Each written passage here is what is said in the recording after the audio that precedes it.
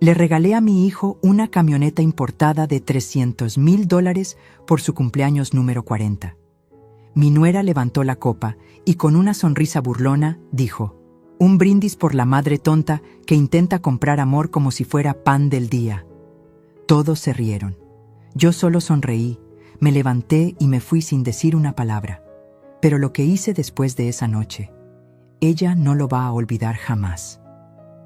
Si me hubieras visto hace 6 meses, parada en medio de aquel salón con 200 personas mirándome, habrías pensado que era la mujer más patética del mundo.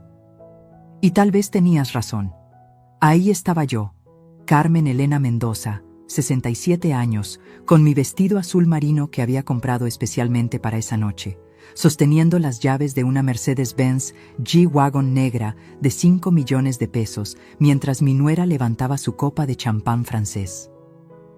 ¡Un brindis!, gritó Valentina con esa voz que perfeccionó en sus clases de actuación frustradas.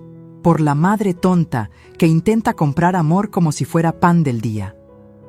El salón emperador del Hotel Marquis estalló en risas. Risas nerviosas de algunos, carcajadas crueles de otros. Mi hijo Rodrigo bajó la mirada, apretó los puños, pero no dijo nada. Nunca decía nada cuando ella hablaba. ¿Sabes qué se siente cuando 200 pares de ojos te atraviesan con lástima? Es como si te arrancaran la piel lentamente. El mariachi que había contratado dejó de tocar. Las flores holandesas que decoraban las mesas parecían marchitarse con mi humillación. Incluso el moño rojo gigante que había puesto sobre la camioneta parecía burlarse de mí. Pero yo solo sonreí. Una sonrisa pequeña, casi imperceptible. Me quité los tacones que me había puesto para verme más alta. Los dejé ahí mismo sobre el escenario de mármol italiano y caminé descalza hacia la salida mientras el vestido azul marino barría el piso. No dije una palabra, ni una sola. Valentina siguió riendo, brindando, celebrando su victoria. Mi hijo seguía mirando el piso. Los invitados murmuraban, pero ninguno de ellos, absolutamente ninguno, imaginó lo que yo había empezado a planear en ese exacto momento. Verás, cuando has construido un imperio desde cero, cuando has sobrevivido a la muerte de un esposo, cuando has criado sola a un hijo mientras amasabas pan a las 3 de la mañana para pagar la renta, aprendes que el silencio no es debilidad. El silencio es el arma más poderosa que existe. Esa noche, mientras todos celebraban mi humillación, yo ya había decidido que Valentina Herrera de Mendoza iba a conocer el verdadero significado de perderlo todo.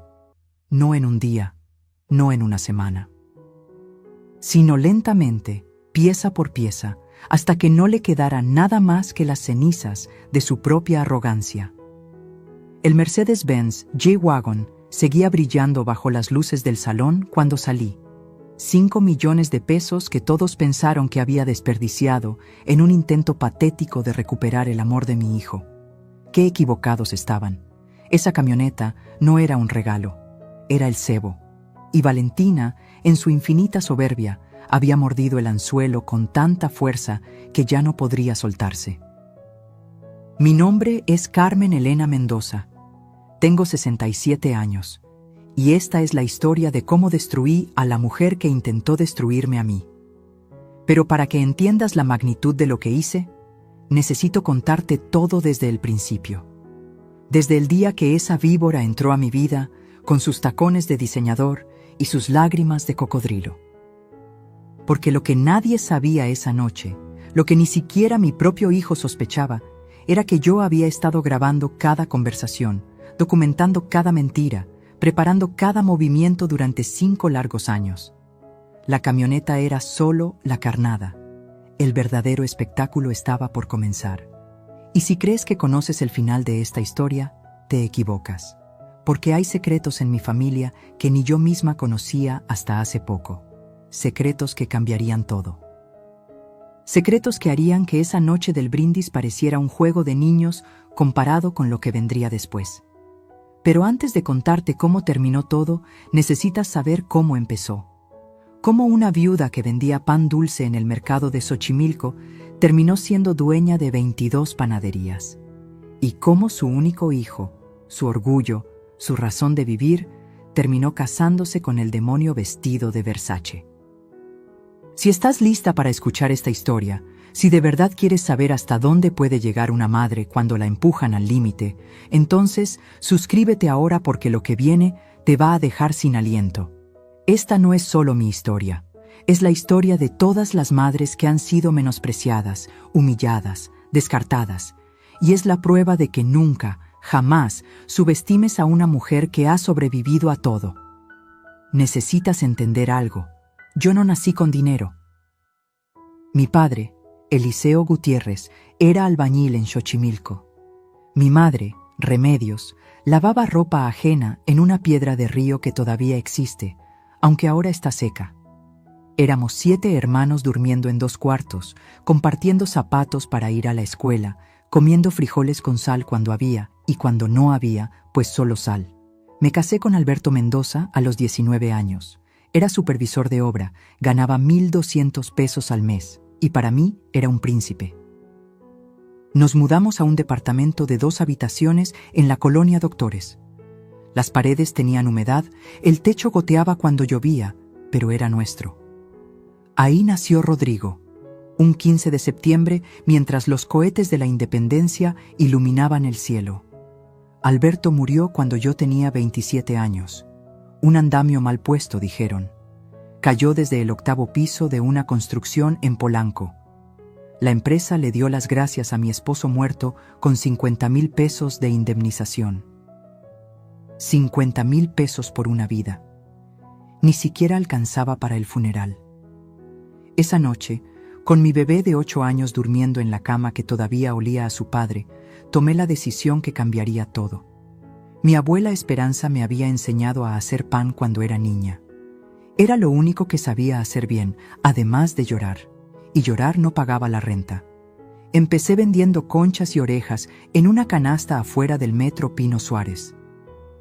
Me levantaba a las 2 de la mañana, amasaba hasta las 5, horneaba en el horno de la vecina que me cobraba 100 pesos por usarlo, y a las 7 ya estaba parada en mi esquina. Rodrigo iba conmigo antes de la escuela, me ayudaba a gritar: «¡Pan dulce! ¡Lleve su pan dulce calientito!». ¿Sabes cuántas veces la policía me corrió?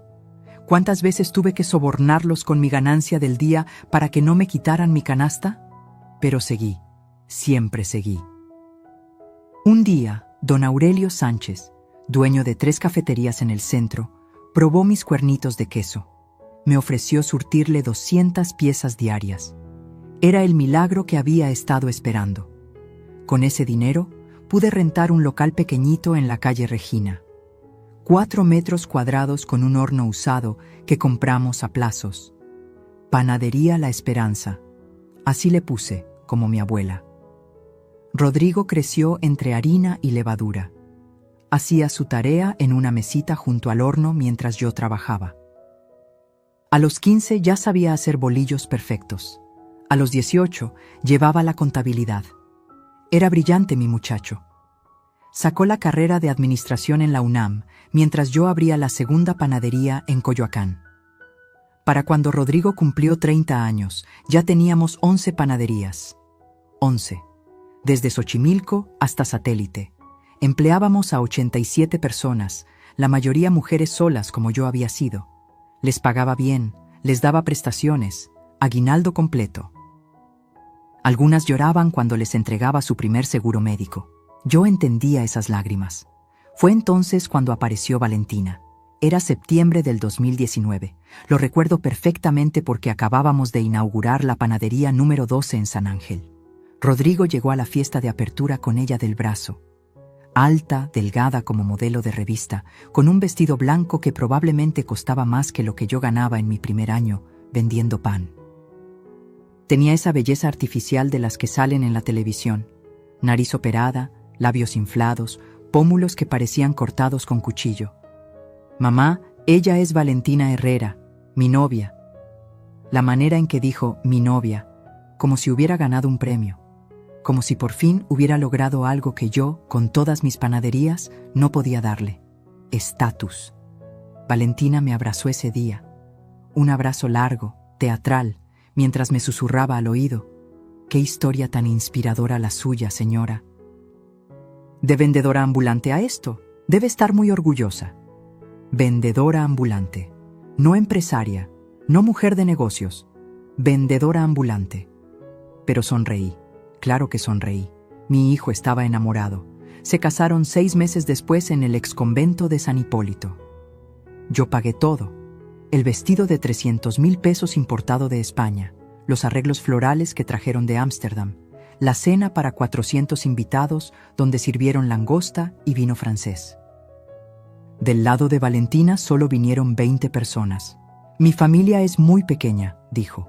Soy casi huérfana, como usted quedó viuda tan joven. Como yo. Siempre encontraba la manera de compararse conmigo, de recordarme mis tragedias. Les regalé una casa en las lomas de Chapultepec. 5 millones de pesos de enganche, mensualidades de 80,000 pesos que yo pagaba religiosamente. Les di un puesto importante a ambos en la empresa. Rodrigo como director general, Valentina como directora de Relaciones Públicas, aunque nunca supe exactamente qué relaciones públicas manejaba. Los primeros 2 años fueron soportables. Valentina organizaba cenas donde invitaba a sus amigas del club, mujeres que la miraban como si fuera su mascota exótica, la que había casado al hijo de la panadera millonaria. Yo iba a esas cenas, me sentaba en mi lugar asignado, siempre el más alejado de Valentina, y escuchaba cómo reinventaba su historia cada vez. A veces era hija de diplomáticos que murieron en un accidente. Otras, su familia había perdido su fortuna en la crisis del 94. Mi favorita era cuando decía que había rechazado una carrera en el modelaje internacional para casarse con Rodrigo. El amor vale más que cualquier pasarela en Milán, suspiraba, mientras sus amigas aplaudían su sacrificio. Pero yo notaba cosas, pequeñas cosas, como que nunca hablaba de su infancia con detalles específicos, como que no tenía ni una sola foto familiar anterior a los 25 años. Como que su acento a veces se deslizaba hacia algo que no era mexicano, algo que ella cubría rápidamente con una risa nerviosa. Y luego estaban los gastos. Dios santo, los gastos. Carteras de 80,000 pesos que aparecían cada semana. Viajes a Miami, por negocios, que costaban más que el salario anual de 5 empleadas. Una renovación de su oficina que costó 3 millones de pesos, más que lo que costó construir una panadería completa. Cuando le mencioné algo a Rodrigo, me miró como si lo hubiera traicionado. Mamá, ya no estamos en Xochimilco. Esta es nuestra vida ahora. Valentina sabe lo que hace. Ella entiende este mundo mejor que nosotros. Ese mundo, el mundo donde yo no pertenecía, aparentemente.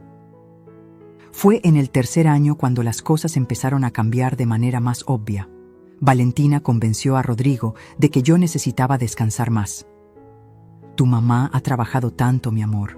Se merece disfrutar su vejez. Vejez.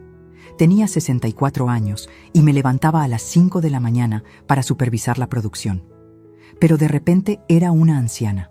Empezaron a excluirme de las juntas importantes. Para no estresarte, mamá. Cambiaron proveedores sin consultarme. Valentina tiene contactos mejores. Contrataron a un consultor estratégico, primo de Valentina, por supuesto, que cobraba 200,000 pesos al mes por decirnos que necesitábamos modernizarnos. Y yo, la estúpida de Carmen Elena, lo permití. Porque cada vez que intentaba protestar, Rodrigo me miraba con esos ojos cansados y me decía: mamá, por favor, Valentina solo quiere ayudar. ¿No puedes confiar en mi esposa? Confiar. Qué palabra tan peligrosa cuando la usa tu propio hijo en tu contra. Para cuando llegó el 4.º año, yo había perdido el control de casi todo. Seguía siendo la dueña en papel, pero las decisiones las tomaban ellos. Las contraseñas del banco las manejaba Valentina por seguridad. Los contratos nuevos los firmaba Rodrigo sin leerlos porque Valentina ya los revisó. Y entonces llegó el día que lo cambió todo. El día que escuché una conversación que no debía escuchar. Era un jueves de marzo. Lo recuerdo porque acababa de llegar de mi chequeo médico mensual. El doctor Fonseca me había dicho que mi presión estaba un poco alta, nada grave, pero que debía reducir el estrés. Casi me río en su cara. ¿Reducir el estrés mientras veía cómo desmantelaban mi vida empresa por empresa? Entré a la casa de las Lomas sin anunciarme. Todavía tenía llaves, aunque Valentina había sugerido 3 veces que las devolviera por privacidad. Mi privacidad, aparentemente, porque la casa la había pagado yo. Escuché voces en el estudio. Valentina hablaba por teléfono. Su voz tenía ese tono dulzón que usaba cuando tramaba algo. Me quedé en el pasillo, pegada a la pared como ladrona en mi propia inversión. «No, mi amor, escúchame bien», decía Valentina. «La vieja está perfecta para el plan. El doctor Ramírez ya me dio los papeles. Solo necesitamos 3 testigos que confirmen comportamiento errático. Ya tengo a la sirvienta y al jardinero. Con uno más, podemos declararla mentalmente incapaz». Mi corazón se detuvo. Literalmente sentí cómo dejaba de latir por un segundo. «¿Rodrigo? Por favor, Rodrigo hace lo que yo le digo. Está tan cansado de ser el hijo de la panadera que haría cualquier cosa para ser alguien por sí mismo. El muy idiota no se da cuenta de que sin el dinero de mami no es nadie». Risas. Escuché risas al otro lado del teléfono. 6 meses máximo y tenemos todo. Las 22 panaderías, las cuentas bancarias, las propiedades. Todo pasa a Rodrigo, y cuando me divorcie el año que viene, me llevo la mitad. 11 panaderías, Fernando. 11 malditas panaderías que valen cada una entre 8 y 15 millones. Fernando. Nunca supe quién era Fernando. Tal vez nunca lo sabré. Tal vez no importa. La camioneta es perfecta. Ya convencí al tarado de que su mamá quiere comprarle algo extravagante para su cumpleaños. Cuando gaste 5 millones en un capricho así, tendremos la prueba perfecta de que está perdiendo el juicio. ¿Quién en su sano juicio regala una camioneta de 5 millones? Me deslicé por la pared hasta quedar sentada en el piso. El mármol frío atravesaba mi vestido. Mi hijo, mi Rodrigo. El niño que cargué 9 meses, que amamanté con estos pechos, que saqué adelante vendiendo pan bajo la lluvia. ¿Sabía de esto? Ay, no seas melodramático, Fernando. No la vamos a matar. Solo la vamos a internar en Villa Hermosa. Es un asilo de lujo en Cuernavaca. Hasta tiene vista a las montañas. Vivirá sus últimos años dopada y feliz. Es más de lo que se merece la vendedora ambulante esa. Me levanté en silencio. Cada músculo de mi cuerpo temblaba, pero no de miedo, de furia, de esa furia fría que solo sientes cuando te das cuenta de que has estado ciega por elección propia. Salí de la casa sin hacer ruido. Manejé hasta mi departamento en Polanco, el único lugar que no les había permitido tocar, y me serví un tequila, luego otro, y otro más. Esa noche no dormí. Me quedé sentada en mi sala, viendo las fotos de Rodrigo de bebé, de niño, de adolescente, buscando el momento exacto donde lo perdí, donde mi hijo se convirtió en el títere de una mujer que ni siquiera sabíamos quién era realmente. Al día siguiente hice 3 cosas. Primero, visité a mi notario de confianza, el licenciado Héctor Mendoza, sin parentesco, solo coincidencia. Le pedí copias de todos mis documentos legales, escrituras, actas constitutivas, todo. ¿Algún problema, señora Carmen?, me preguntó. Prevención, licenciado, solo prevención. Segundo, contraté a un investigador privado, Dagoberto Ruiz, ex-militar, especialista en fraudes corporativos. Le di un sobre con 200,000 pesos en efectivo y una sola instrucción. Quiero saber todo sobre Valentina Herrera. Todo.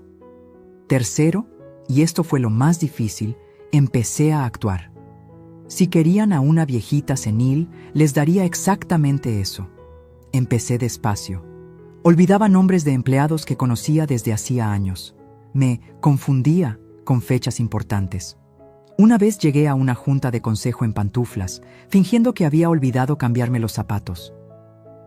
Vi la mirada de satisfacción en los ojos de Valentina. Vi cómo le apretaba la mano a Rodrigo como diciendo, ¿ves? Te lo dije. Mientras tanto, Dagoberto hacía su trabajo. La primera información llegó a las 2 semanas. Valentina Herrera no existía antes del 2015. No había registros escolares, no había acta de nacimiento en el registro civil, no había historial crediticio. Era como si hubiera aparecido de la nada a los 25 años. La segunda información fue más interesante. Había una tal Valentina Herrera, pero había muerto en 2014 en un accidente de autobús en Chiapas. Misma fecha de nacimiento, mismo lugar de origen que decía mi nuera. Alguien había robado la identidad de una muerta. La tercera información fue la bomba. Su verdadero nombre era Alma Patricia Domínguez, nacida en Caracas, Venezuela. Llegó a México en 2014 huyendo de cargos por fraude. Había estafado a 3 familias en Caracas, haciéndose pasar por heredera de una fortuna petrolera. Pero lo mejor, lo absolutamente delicioso, fue lo que Dagoberto descubrió en la 4ª semana. Alma Patricia Domínguez estaba casada. Legalmente casada desde 2013 con un tal Jorge Luis Mendoza, otra vez sin parentesco, en Maracaibo, Venezuela. Nunca se divorció, lo que significaba que su matrimonio con mi hijo era completamente ilegal. Tenía todo lo que necesitaba para destruirla, pero no iba a hacerlo rápido. No. Ella había planeado mi destrucción lenta, meticulosa. Yo haría exactamente lo mismo. Seguía actuando mi papel, cada día un poco más confundida, un poco más frágil. Valentina estaba tan segura de su victoria que bajó la guardia.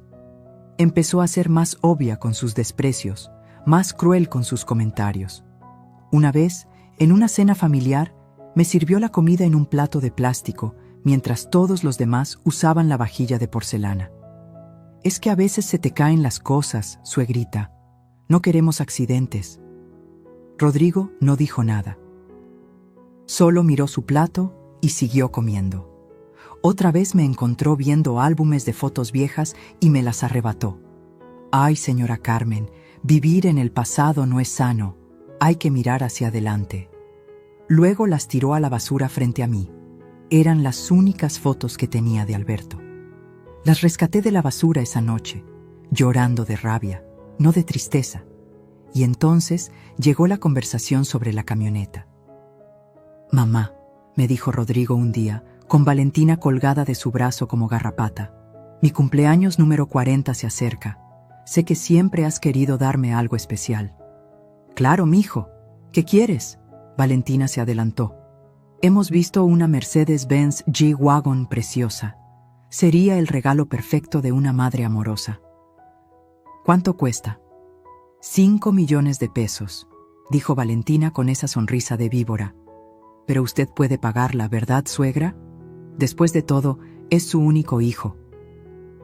La miré directamente a los ojos. Por primera vez en meses, dejé caer la máscara de viejita senil y la miré como lo que era, mi presa. Claro que sí, Valentina. Le daré a mi hijo exactamente lo que se merece. Ella interpretó mi mirada como derrota. Qué equivocada estaba. Compré la camioneta, pero también hice otras compras. Instalé cámaras en cada panadería, en mi departamento, hasta en mi bolsa. Contraté a 2 notarios adicionales para que prepararan documentos que Valentina jamás vería venir. Abrí cuentas bancarias en 3 bancos diferentes, donde moví cantidades que ella no sabía que existían. Y lo más importante, empecé a grabar. Todo. Cada conversación, cada humillación, cada mentira. El día del cumpleaños de Rodrigo se acercaba. Valentina organizó la fiesta más ostentosa que puedas imaginar. Invitó a toda la sociedad que ella quería impresionar. Gastó 2 millones de pesos solo en la organización. Va a ser la noche de nuestra vida, me dijo el día anterior. La noche en que todos verán quién manda realmente en esta familia. Tenía razón. Sería exactamente eso. Pero ella no sabía que yo tenía un as bajo la manga. un as que había estado guardando, alimentando, preparando durante meses. La noche del cumpleaños llegó, y con ella el principio del fin de Valentina Herrera. O debería decir, Alma Patricia Domínguez de Mendoza. Los primeros 5 años del matrimonio de Rodrigo fueron una obra maestra de manipulación. Valentina no llegó destruyendo, llegó construyendo una imagen, una narrativa, una prisión invisible alrededor de mi hijo. Empezó con detalles pequeños, casi imperceptibles. Me llamaba 3 veces al día. Suegrita, ¿ya desayunó? Le mandé su pan favorito con el chofer. Señora Carmen, Rodrigo está preocupado porque no ha tomado sus vitaminas. Mami Carmen, sí, empezó a decirme mami.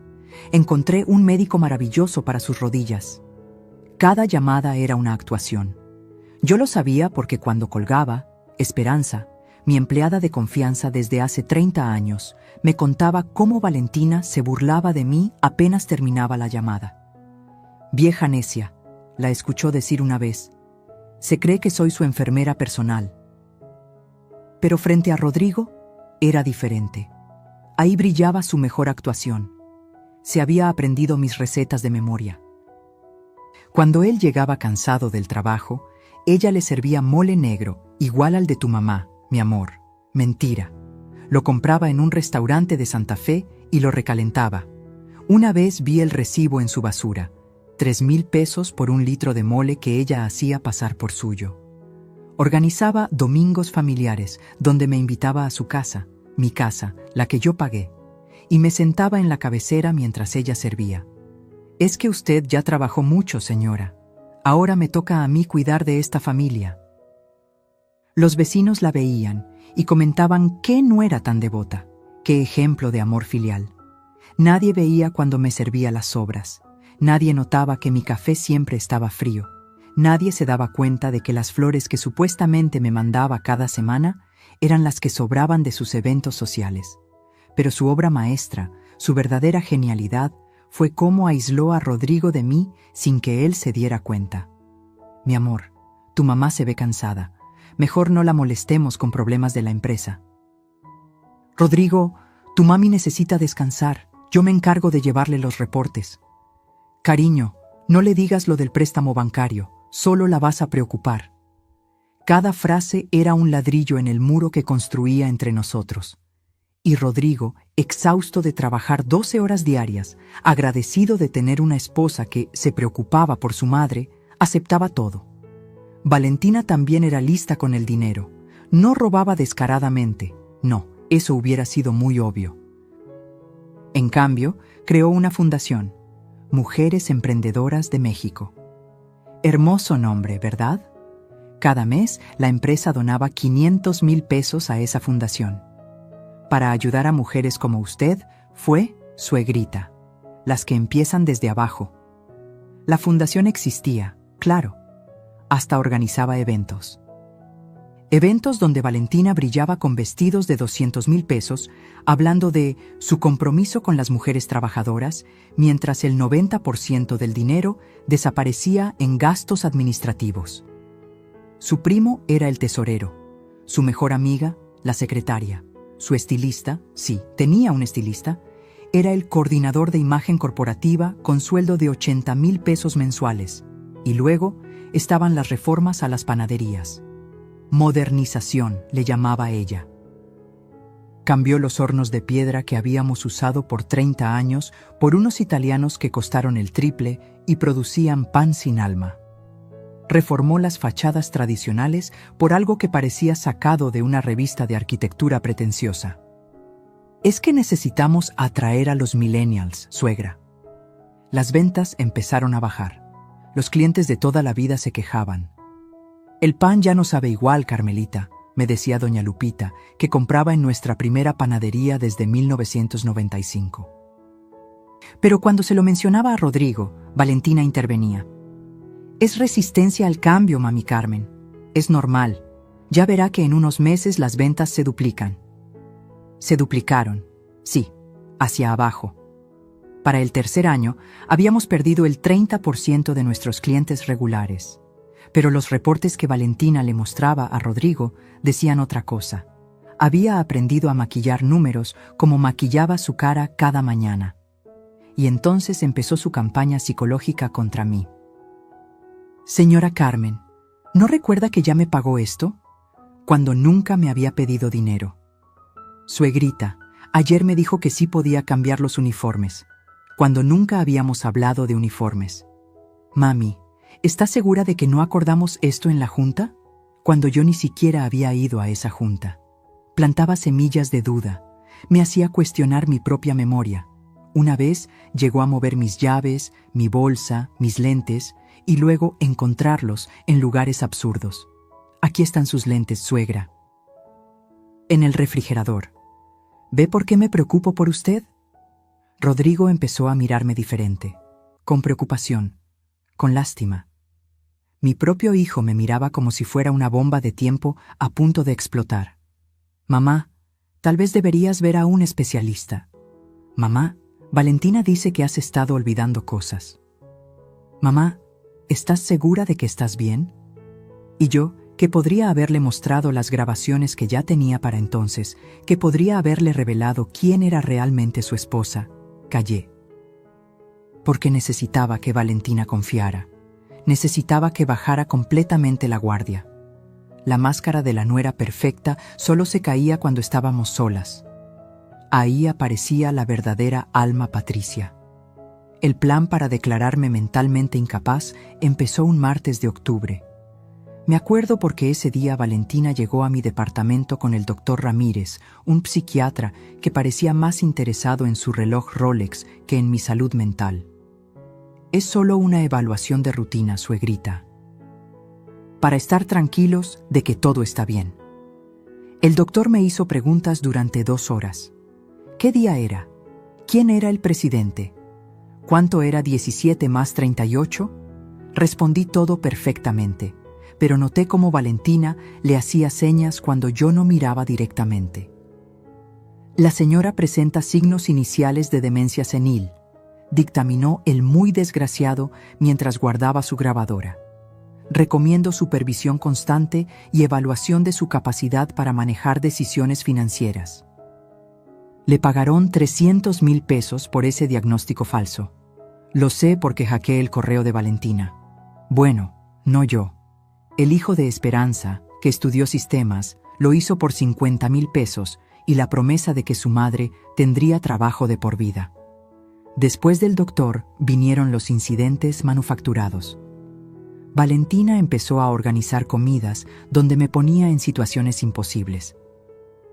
Me servía sopa hirviendo y cuando me quemaba la lengua y la escupía, les decía a todos, «Ay, es que la señora ya no controla bien sus reflejos». Me daba cubiertos para niños y cuando pedía a otros, suspiraba dramáticamente. Es la 3ª vez esta semana que olvida cómo usar los cubiertos normales. Una vez, en el cumpleaños de su amiga Patricia, me dio una pastilla para el dolor de cabeza, que me mareó tanto que tuve que agarrarme de las paredes para caminar. ¿Ven? Por eso no la dejamos sola. Se toma las medicinas equivocadas. Pero el golpe maestro fue cuando falsificó mi firma en un cheque de 800,000 pesos para su fundación fantasma. Cuando reclamé en el banco, ella ya había preparado el terreno. Le había dicho al gerente, con lágrimas de cocodrilo, que su suegra estaba perdiendo la memoria y firmando cosas sin recordarlas. «Señora Mendoza», me dijo el gerente con esa condescendencia que usan con los viejos, «tal vez debería considerar dar poderes a su hijo para manejar sus finanzas». Rodrigo estaba ahí, viéndome con una mezcla de vergüenza y preocupación.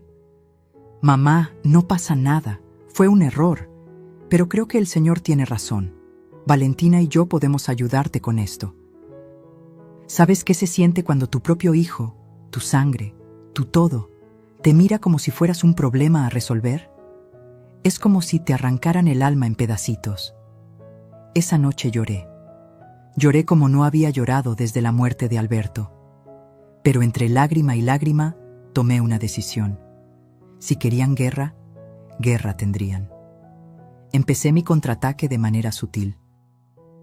Primero, visité a la doctora Patricia Olmedo.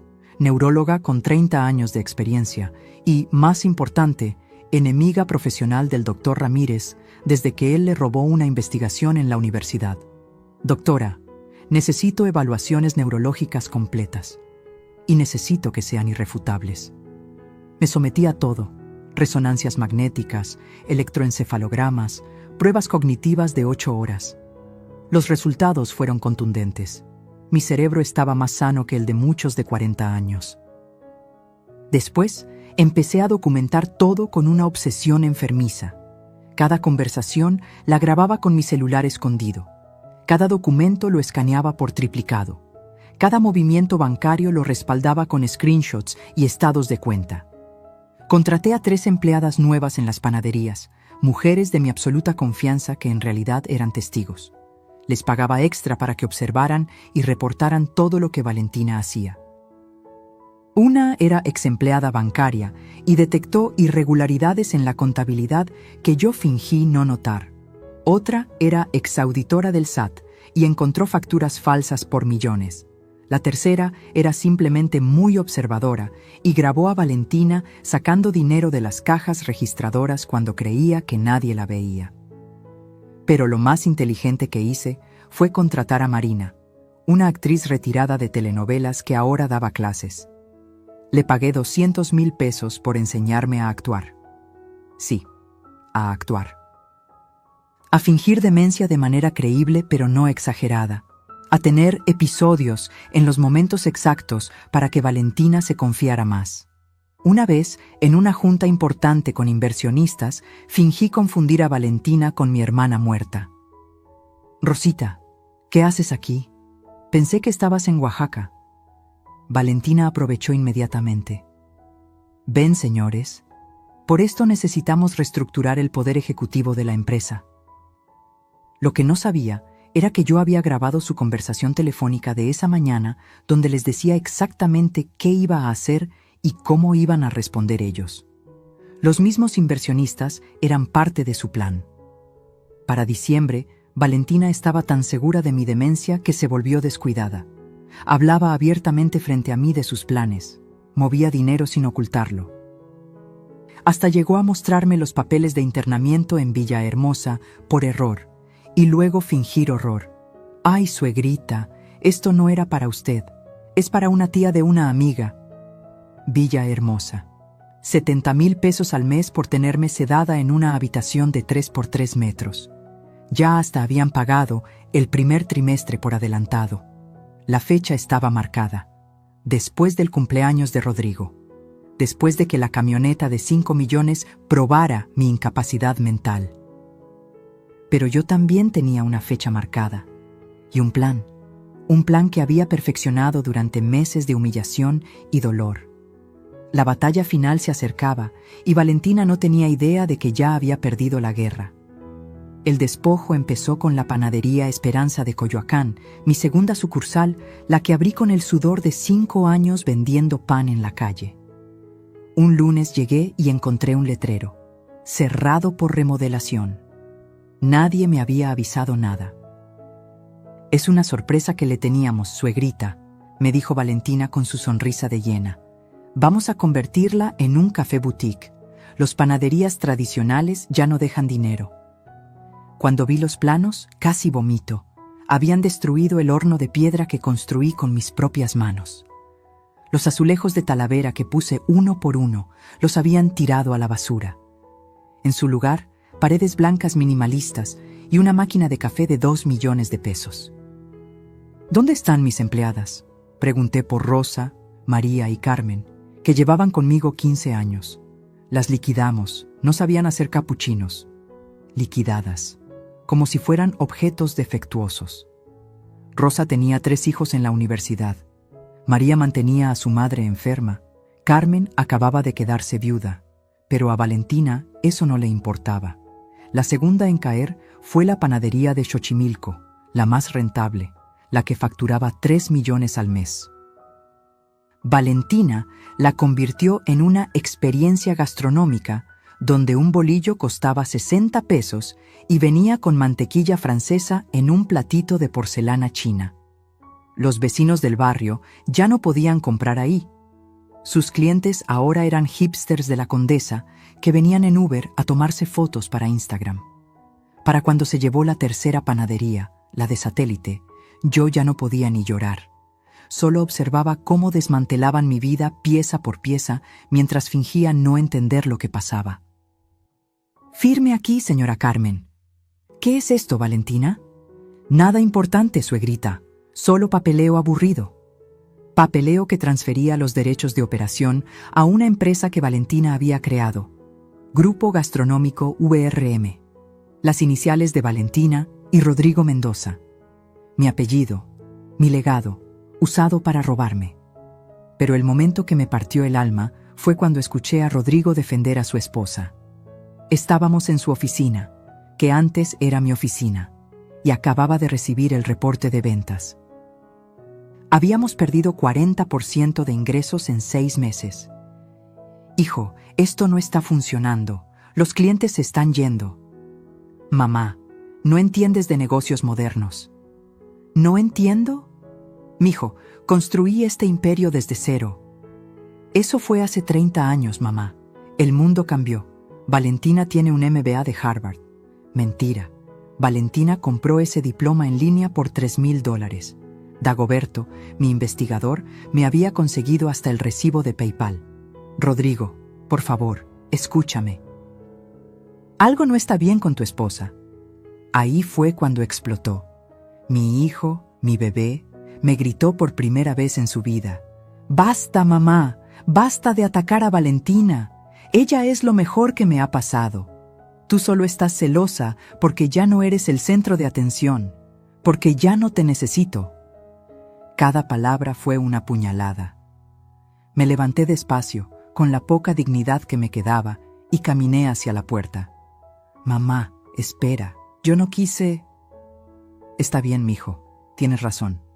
Ya no me necesitas».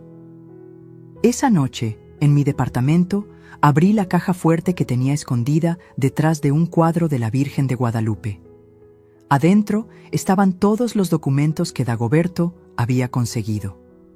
Las pruebas de la bigamia de Valentina, los estados de cuenta de las Islas Caimán donde estaba desviando dinero, las grabaciones donde planeaba mi internamiento. Pero también había algo más, algo que ni Valentina ni Rodrigo sabían. 5 años antes de que apareciera Valentina, cuando el negocio empezó a crecer exponencialmente, mi contador, el viejo Don Samuel, me dio un consejo: «Señora Carmen, proteja su patrimonio. Nunca se sabe». Seguí su consejo. Creé una empresa holding en Panamá, completamente legal, donde estaba el verdadero patrimonio. Las 22 panaderías que Valentina creía controlar eran solo franquicias. El nombre, las recetas, los derechos de marca, todo estaba en esa holding de la que yo era la única dueña. Valentina estaba robando cascarones vacíos. Pero había más. Durante los últimos 6 meses, mientras fingía demencia, había estado comprando propiedades a través de prestanombres, 7 locales en las mejores zonas de la ciudad, y había contratado en secreto a todas las empleadas que Valentina había despedido. El día del cumpleaños de Rodrigo se acercaba. Valentina había organizado la fiesta del siglo. Había invitado a 300 personas, gastado 2 millones en decoración, contratado a los Tigres del Norte para que tocaran en vivo. «Va a ser épico, suegrita», me dijo mientras revisaba la lista de invitados. «Todos van a ver el regalo increíble que usted le da a su hijo, 5 millones de pesos en una camioneta. ¡Qué generosidad la suya!». La miré a los ojos. Por un segundo, solo un segundo, dejé que viera la verdad. Dejé que viera que sabía todo, pero antes de que pudiera procesar lo que había visto, volví a mi actuación de viejita confundida. «Sí, mijita, le voy a dar exactamente lo que se merece». Valentina rió, una risa que pronto se le iba a congelar en la garganta, porque yo había invitado a unas personas extra a la fiesta, personas que Valentina no esperaba, personas que cambiarían todo. La bomba estaba a punto de explotar. Comprar esa Mercedes-Benz G-Wagon fue el momento más doloroso y liberador de mi vida. Doloroso porque confirmaba que mi hijo valoraba más el dinero que a su madre. Liberador porque era la carnada perfecta para mi plan. Fui al distribuidor de Mercedes-Benz en Polanco un miércoles por la mañana. Valentina insistió en acompañarme para ayudarla a no confundirse, suegrita. Llevaba un vestido rojo que gritaba dinero y una sonrisa que gritaba victoria. El vendedor, un joven llamado Eduardo, nos atendió con esa mezcla de admiración y codicia que tienen los que venden lujo. Valentina inmediatamente tomó control. Queremos la G-Wagon más equipada que tengan, la AMG G63, negra, con interiores de piel color caramelo. Excelente elección, señora. Esa configuración tiene un precio de 5.200.000 pesos. Perfecto, dijo Valentina antes de que yo pudiera hablar. Mi suegra pagará en efectivo. Eduardo casi se atraganta. ¿Efectivo? Transferencia bancaria, corregí yo. Pero quiero algunas modificaciones especiales. Valentina me miró extrañada. ¿Qué modificaciones, suegra? Quiero que graben para Rodrigo, con amor eterno de tu madre, en las cabeceras de piel. Y quiero una placa personalizada. Claro, ¿qué quiere que diga la placa? Verdad 40. Valentina rió. Ay, suegra, qué ocurrente. Verdad por su cumpleaños 40. No era por eso, pero la dejé creer lo que quisiera. Durante las 3 semanas que tardaron en preparar la camioneta, Valentina no cabía de la emoción. Le contó a todo mundo sobre el regalo excesivo que la pobre señora Carmen insistía en comprar. Es que ya ven cómo está, les decía a sus amigas en el club. Gasta sin control, por eso necesitamos protegerla de sí misma. Organizó la fiesta más ostentosa que había visto en mi vida. Rentó el Salón Emperador del Hotel Marquis, el mismo donde se casaban los políticos y empresarios más ricos del país. Contrató a los mejores organizadores de eventos, los que cobraban 500.000 pesos solo por la planeación. La lista de invitados era un show aparte. Había invitado a toda la sociedad que ella quería impresionar. Empresarios, influencers, hasta un par de actores de telenovelas. Pero sobre todo, había invitado a los socios potenciales que Rodrigo había estado cortejando para expandir el negocio. Esta fiesta va a ser nuestra coronación, le escuché decir por teléfono. Después de esto, nadie dudará de quién maneja el imperio de las panaderías Mendoza. 3 días antes de la fiesta, hice mis propias invitaciones, discretas, personales, entregadas en mano por Esperanza. Invité a Jorge Luis Mendoza, el esposo legal de Valentina, que acababa de llegar de Venezuela después de años buscándola.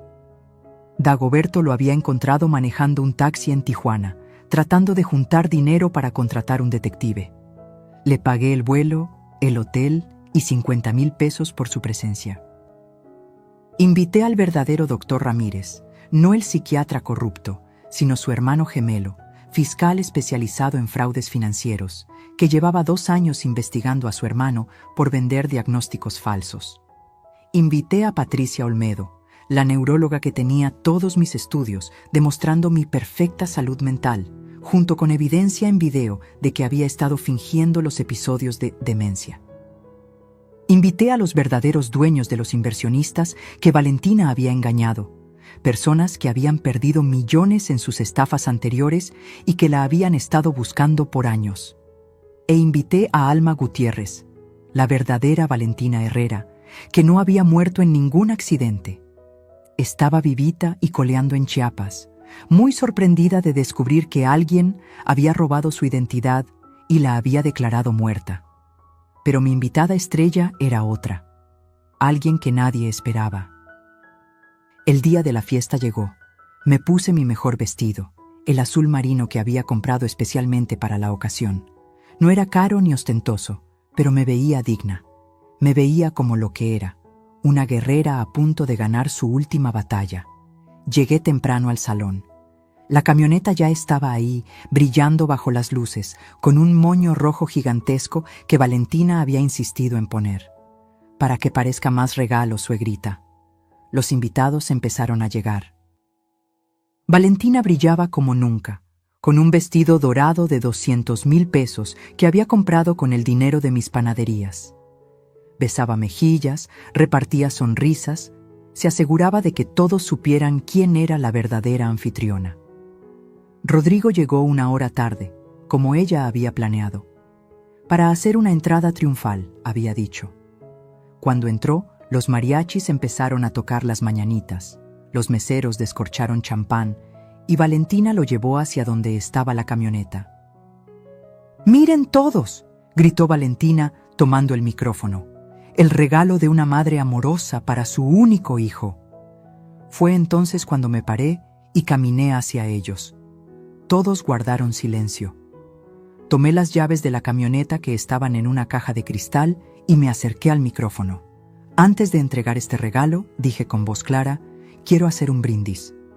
Valentina me pasó una copa con una sonrisa condescendiente. «Claro, suegrita, diga unas palabras». Levanté la copa y miré directamente a los ojos de mi hijo. «Brindo por la verdad, porque la verdad, aunque duela, siempre sale a la luz». Fue entonces cuando aparecieron mis invitados especiales. Mientras Valentina tramaba mi destrucción, yo no estaba sola. Tenía aliadas que ella nunca vio venir, mujeres que habían estado observando en silencio, esperando el momento exacto para actuar. La primera era Esperanza, mi empleada de confianza.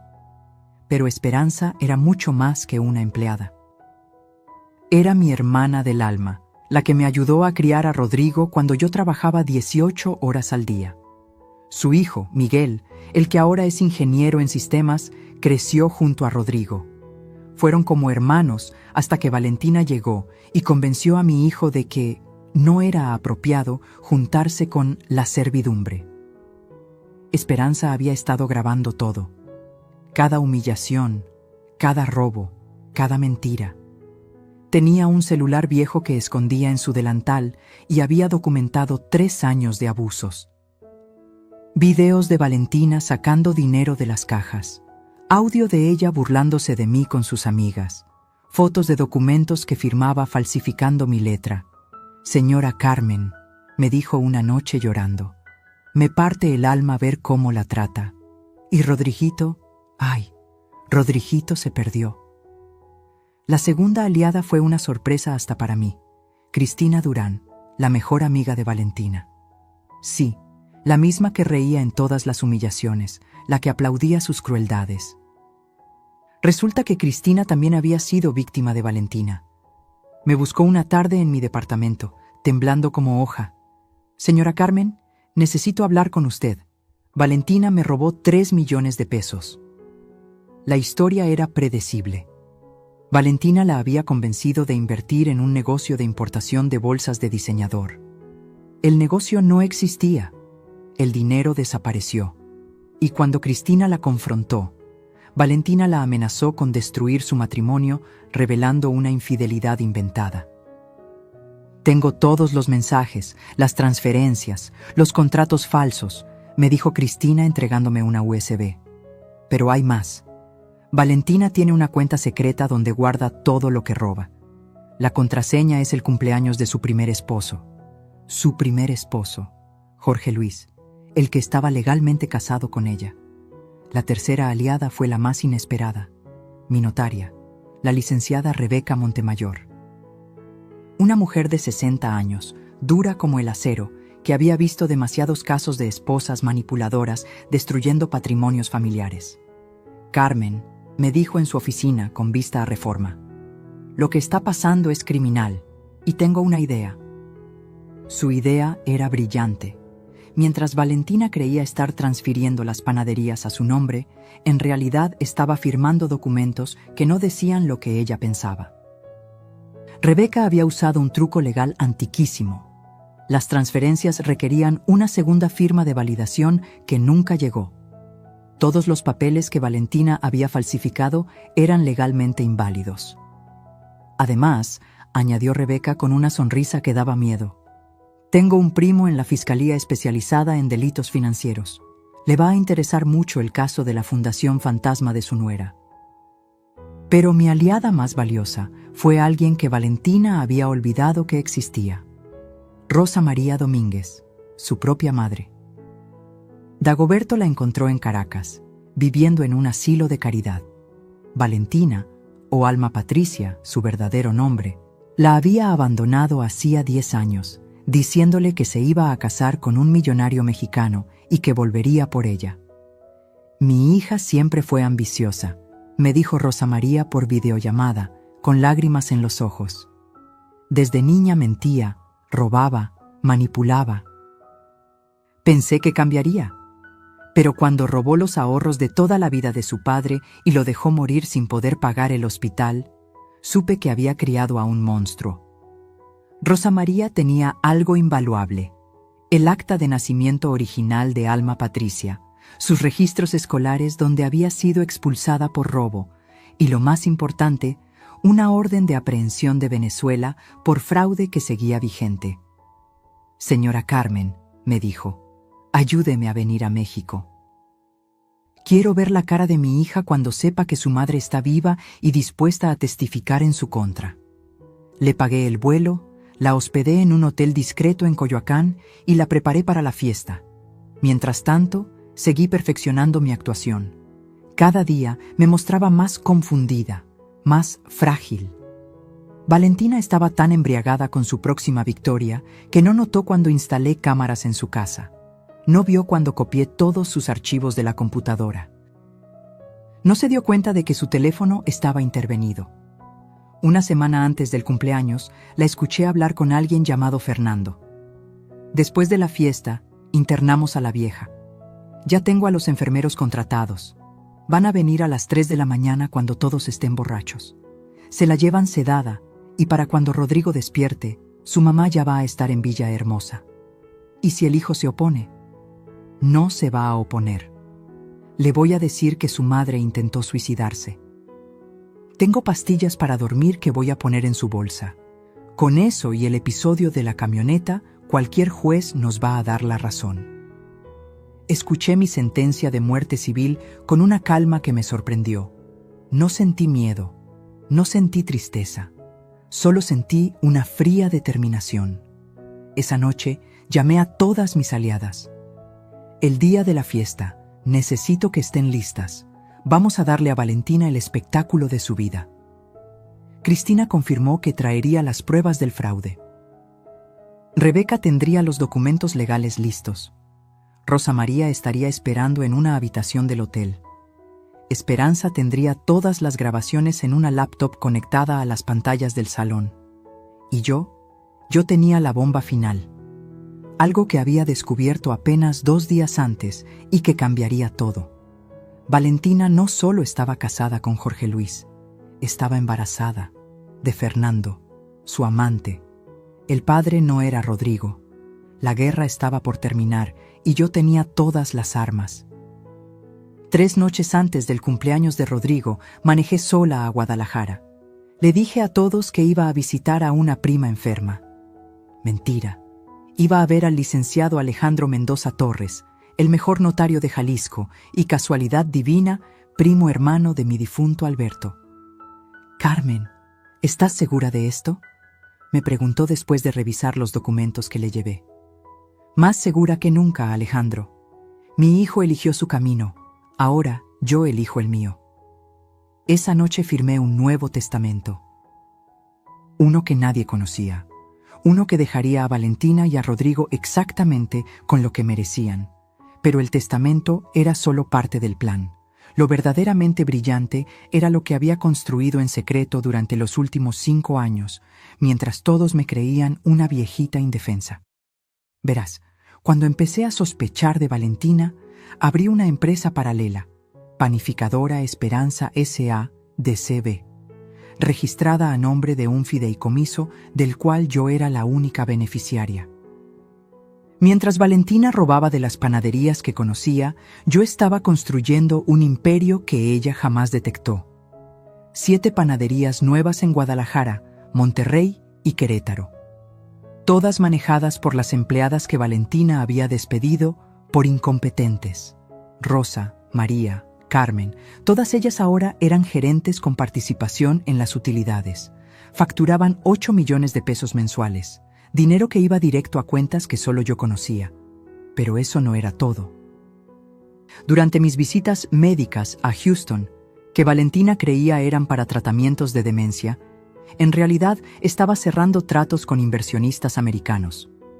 Había vendido la franquicia internacional de mis recetas por $15 millones. Sí, dólares. El dinero estaba en un fideicomiso en Texas, intocable para las leyes mexicanas, esperando mi señal.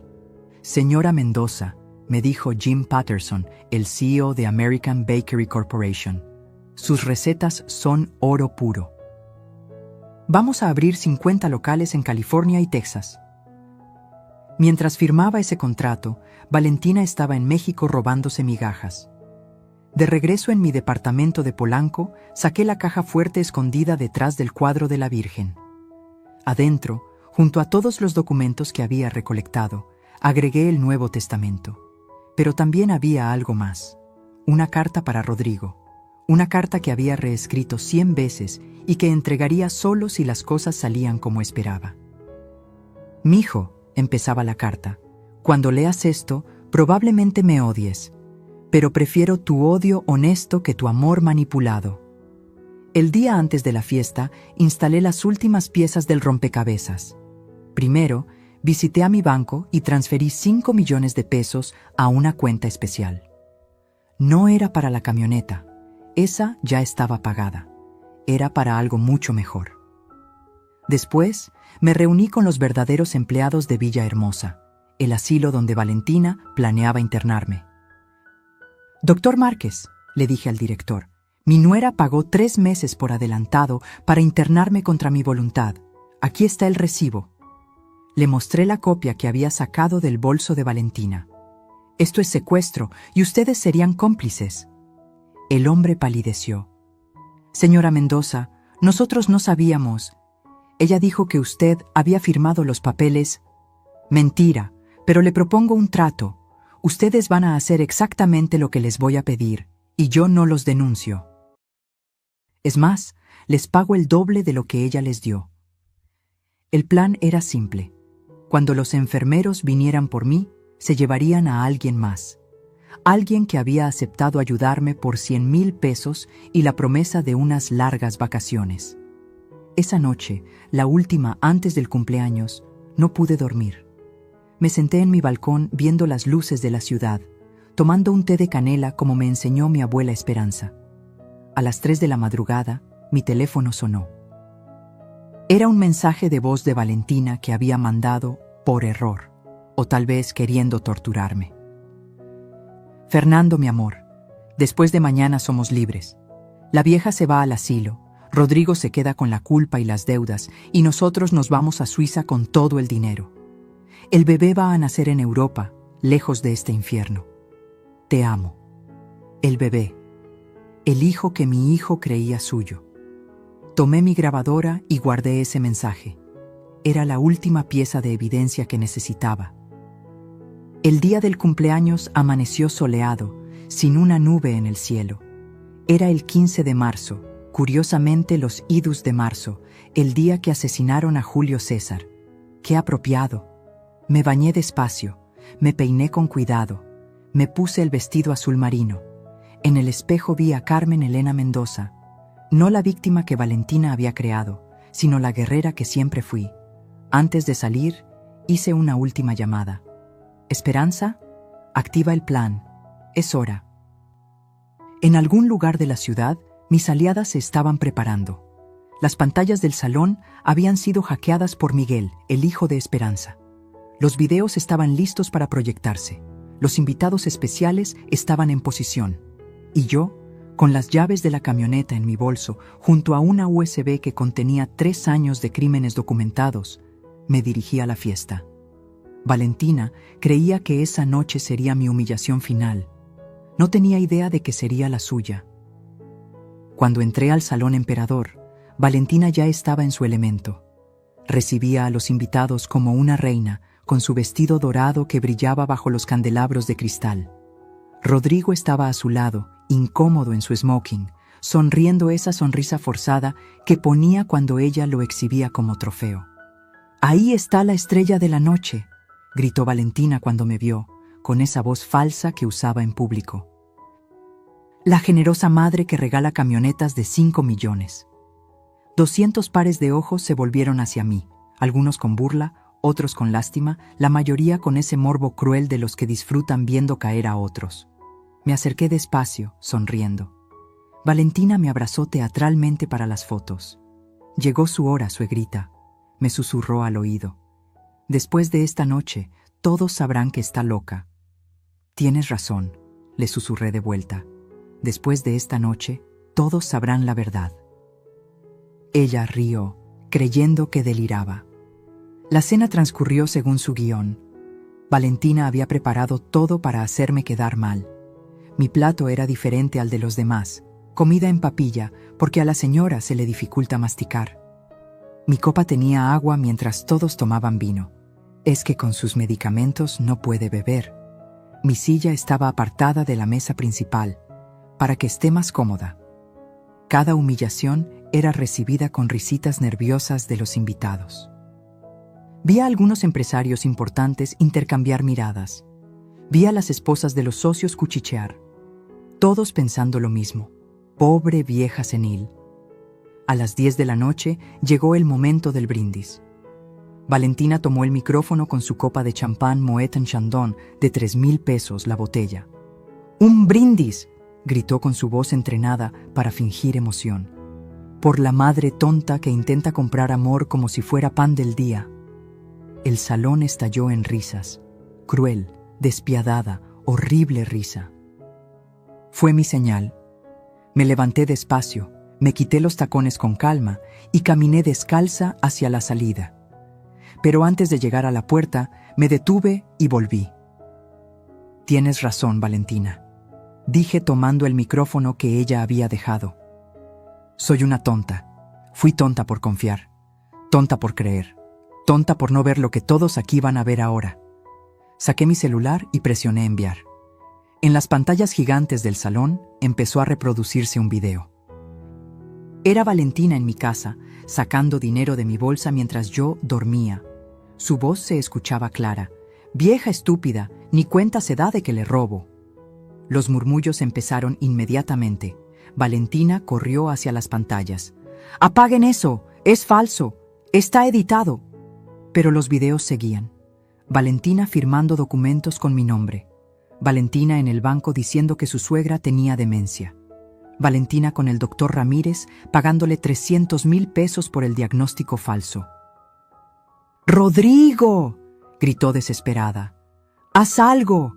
Mi hijo estaba paralizado, viendo cómo su mundo se derrumbaba. «Esperen», dije por el micrófono, «que lo mejor está por venir». La siguiente grabación era del día anterior. Valentina hablando con Fernando. «El bebé no es de Rodrigo, amor, pero él es tan idiota que nunca hará una prueba de paternidad». Un grito ahogado recorrió el salón. Rodrigo se puso blanco como papel. «¿Bebé?», preguntó con voz rota. «¿Qué bebé?». Valentina estaba atrapada. No podía negar los videos, no podía negar su voz, no podía negar nada. «Pero aún hay más», continué. «Les presento a algunos invitados especiales». Las puertas se abrieron. Primero entró Jorge Luis Mendoza, el esposo legal de Valentina. «Hola, Alma Patricia», dijo con acento venezolano. 5 años buscándote, mi amor, y sigues casada conmigo». Valentina parecía a punto de desmayarse. «No, tú, ¿cómo?». Después entró la verdadera Valentina Herrera, vivita y coleando. «Mucho gusto», dijo la mujer. «Soy Valentina Herrera, la verdadera, y vengo a denunciar robo de identidad». Luego entró el fiscal Ramírez, hermano del doctor corrupto. «Señora Alma Patricia Domínguez queda arrestada por fraude, falsificación de documentos, robo de identidad y bigamia». Pero el golpe final vino de la última persona en entrar. Rosa María Domínguez, la madre de Valentina. «Mija», dijo la señora con lágrimas en los ojos. «¿Valió la pena? ¿Valió la pena destruir a otra familia como destruiste la nuestra?». Valentina cayó de rodillas. Su vestido dorado se arrugó en el piso de mármol. El maquillaje perfecto se corrió con las lágrimas. La máscara finalmente había caído. «¡Carmen!», gritó. «Por favor, piensa en Rodrigo, piensa en tu hijo». Me acerqué a ella, me agaché hasta estar a su altura y le dije suave pero claro para que todos escucharan. Pensé en él. Por eso hice todo esto, para salvarlo de ti. La policía se la llevó esa misma noche, pero antes de que saliera, me acerqué una última vez. La camioneta nunca fue para Rodrigo. Era el precio de tu libertad. 5 millones de pesos para desenmascarar a una criminal. La mejor inversión de mi vida. El salón estaba en silencio absoluto. Los invitados no sabían dónde mirar. Los meseros habían dejado de servir. Hasta los mariachis estaban mudos. Rodrigo seguía parado en el mismo lugar, como estatua. Rodrigo me miraba como si fuera la primera vez que me veía. Ahí, parado en medio del salón con su smoking de 100,000 pesos, parecía un niño perdido. El mismo niño que lloraba cuando se raspaba las rodillas, el que me abrazaba cuando los truenos lo asustaban. «Mamá, ¿todo esto lo planeaste?» «No, mijo, todo esto lo planeó tu esposa. Yo solo me defendí». Se dejó caer en una silla. Los invitados empezaron a irse en silencio, como quien huye de un funeral. En 15 minutos, el salón quedó vacío. Solo quedamos Rodrigo, yo, Esperanza y el abogado que había traído conmigo. «Licenciado Gutiérrez», le dije al abogado, «explíquele a mi hijo su situación legal». El abogado, un hombre de 60 años con cara de bulldog, abrió su portafolio. «Señor Mendoza, su matrimonio es nulo. La señora Valentina, o mejor dicho, Alma Patricia, estaba casada cuando se unió a usted. Eso significa que legalmente usted nunca estuvo casado». «¿Y las propiedades? ¿Las cuentas bancarias?» «Todo lo que está a nombre de ambos puede ser reclamado únicamente por usted. Ella no tiene derecho a nada». «¿Y el bebé?» Ahí me dolió el corazón. Ver a mi hijo preguntar por un bebé que no era suyo. «Rodrigo», le dije suave, «ella está embarazada de Fernando, su amante. Lo admitió en las grabaciones». Se quebró. Mi hijo, mi muchachito fuerte, lloró como no lo había visto llorar desde que murió su padre. Me acerqué para abrazarlo, pero me rechazó. «No me toques, tú también me mentiste, me hiciste creer que estabas perdiendo la cabeza, para protegerte». «No necesitaba tu protección, necesitaba que confiaras en mí». «¿Confiar? Rodrigo, cuando intenté advertirte, me gritaste. Me dijiste que estaba celosa, me echaste de tu vida». «Porque ella me convenció». «Exacto, ella te convenció, tan fácilmente, tan rápido, ¿y querías que confiara en ti?». La verdad le pegó como cachetada. Se levantó tambaleante y caminó hacia la salida. «¿A dónde vas?». «A emborracharme hasta olvidar que existo». «No. Vas a ir a tu casa, vas a dormir y mañana vamos a arreglar este desastre, juntos». «¿Juntos? Mamá, vendiste las panaderías, ¿verdad? Por eso ella no encontraba el dinero». «No las vendí, las protegí. Siguen siendo nuestras». «¿Nuestras?». «Siempre fueron nuestras, mijo. Siempre». Esa noche lo llevé a su casa. La casa que había pagado yo, pero que por primera vez sentía suya. Mientras dormía su borrachera, revisé los papeles que Valentina había dejado. Descubrí más horrores. Préstamos a mi nombre por 10 millones de pesos, contratos con proveedores fantasma, hasta una demanda laboral falsa preparada para quitarme más dinero. A la mañana siguiente, Valentina intentó negociar desde el reclusorio donde esperaba su proceso. Mandó a su abogado, un tipo con cara de rata que cobró 50,000 pesos solo por venir a verme. «Mi cliente está dispuesta a irse del país si retiran los cargos». «No. Podría contar cosas sobre su hijo que dañarían su reputación». «¿Qué cosas? ¿Que fue víctima de una estafadora? Todo mundo ya lo sabe». «Tenemos fotos comprometedoras». Me reí. Por primera vez en meses, me reí de verdad. ¿Fotos editadas como las que usó para chantajear a Cristina Durán? Ya las revisó un perito, todas falsas. El abogado tragó saliva. ¿Qué quiere entonces? Justicia. Que pague por cada peso robado, por cada mentira dicha, por cada día de tortura psicológica. Eso podría ser 20 años de cárcel. Entonces que sean 30. 48 horas después del cumpleaños, el divorcio estaba completo. Bueno, la anulación, porque divorcio no podía haber de un matrimonio que nunca existió. Valentina fue sentenciada a 15 años de prisión. Hubieran sido más, pero su embarazo le dio atenuantes. Fernando, su amante, huyó a Colombia donde lo agarraron por otros fraudes. Jorge Luis, el esposo legal, no quiso saber nada de ella y se regresó a Venezuela. El bebé nació en prisión, una niña. La madre de Valentina, Rosa María, pidió la custodia y se la dieron. Me buscó antes de irse. Señora Carmen, siento mucho todo lo que mi hija le hizo. Usted no tiene la culpa, señora. Criaré a esta niña diferente. Le enseñaré valores, le enseñaré a trabajar. No será como su madre. Le di un sobre con 200,000 pesos, para la niña, para que tenga oportunidades. La señora lloró.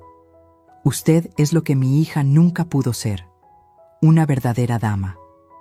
Rodrigo tardó meses en perdonarme, no por lo que hice, sino por cómo lo hice, por no confiar en él, por tratarlo como otro enemigo en lugar de una víctima. Pero poco a poco, trabajando juntos en reconstruir las panaderías, volvimos a encontrarnos. Volvimos a ser madre e hijo. Volvimos a ser familia. La camioneta de 5 millones se quedó en el estacionamiento del hotel por semanas hasta que decidí qué hacer con ella. 6 meses después de aquella noche, me desperté temprano como siempre. Eran las 5 de la mañana y la ciudad apenas comenzaba a despertar. Me preparé un café de olla como me enseñó mi abuela y me senté en el balcón a ver el amanecer. La camioneta Mercedes-Benz seguía en el estacionamiento del hotel, acumulando polvo y cuentas de resguardo. 5 millones de pesos convertidos en un recordatorio de metal y cuero de la noche que recuperé a mi hijo. Rodrigo había cambiado mucho. Ya no usaba los trajes de 100,000 pesos que Valentina le compraba. Había vuelto a sus jeans y camisas simples. Llegaba a las 4 de la mañana a la panadería de Regina, la primera, la original, para ayudar con el primer horneado del día. Como cuando era niño, me dijo una mañana mientras amasábamos juntos. ¿Te acuerdas, mamá? Yo hacía mi tarea mientras tú horneabas. Me acuerdo de todo, mijo, de cada momento. Las panaderías se recuperaron rápido. Despedimos a todos los consultores que Valentina había contratado. Regresamos a las recetas originales. Volvimos a contratar a las empleadas despedidas. En 3 meses, recuperamos el 60% de los clientes perdidos. En 6, estábamos mejor que nunca. Pero lo más importante no fue el dinero recuperado. Fue ver a Rodrigo volver a ser él mismo. Un día me llamó desde la panadería de Coyoacán. «Mamá, ven rápido, necesito mostrarte algo». Cuando llegué, había una fila de clientes hasta la esquina, todos esperando por el pan recién salido como en los viejos tiempos. ¿Ves eso?, me dijo con lágrimas en los ojos. Esto es lo que construiste, esto es real, no los restaurantes pretenciosos de Valentina, esto. Doña Lupita, nuestra clienta más antigua, se acercó con su bolsa del mandado. «Carmelita, qué gusto que regresó el pan de verdad, el de antes, el que sabe a casa». Esa tarde, Rodrigo y yo nos sentamos en la oficina, la misma donde había descubierto las primeras mentiras de Valentina, y hablamos de verdad por primera vez en años. «Mamá, necesito pedirte perdón». «No, mi